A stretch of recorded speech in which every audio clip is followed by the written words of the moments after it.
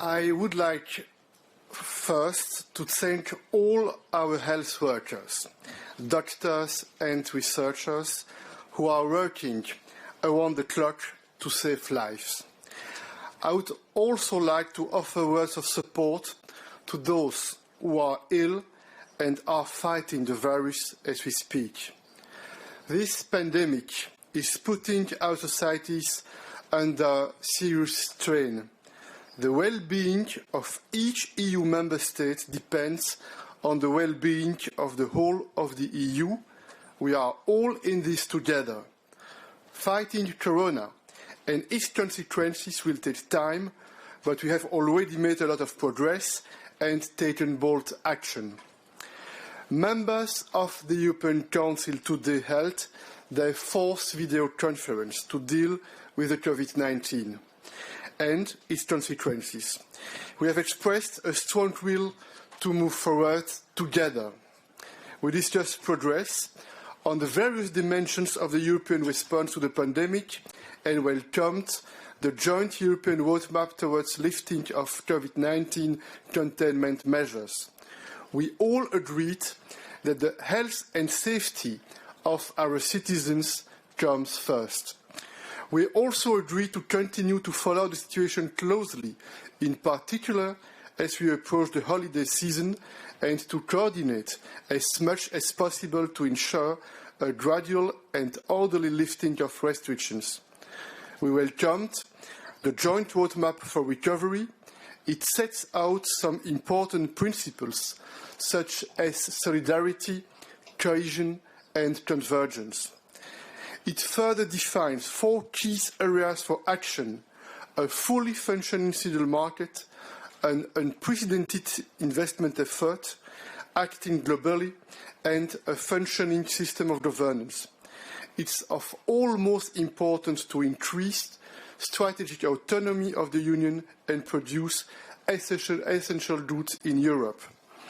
Following the meeting of the Eurogroup in an inclusive format, we endorsed the agreement on 3 important safety nets for workers, businesses and sovereigns, amounting to a package worth 540 billion euros.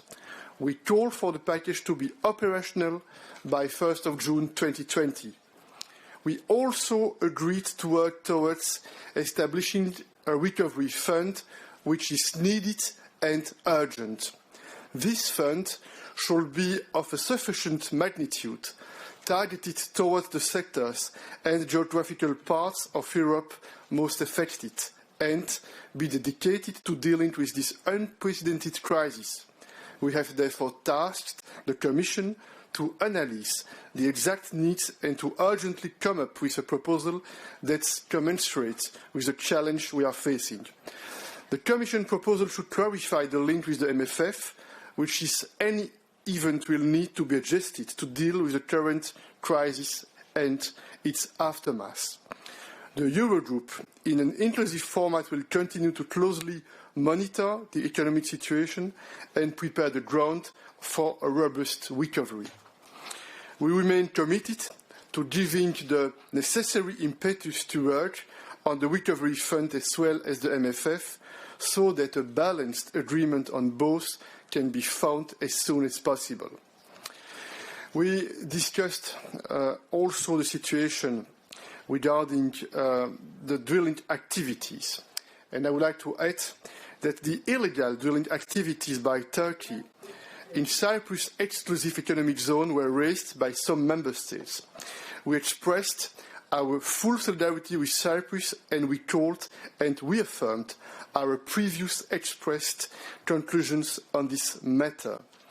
We agreed also that we will have a video conference the 6th of May with the Western Balkan countries. You know that the last months we have worked in order to adapt our strategy to take decisions regarding this region with the support of the Commission, and the 6th of May will be the occasion to have a video conference with those countries in order to express what are our priorities also for this region. I thank you. Thank you very much, Charles. I can seamlessly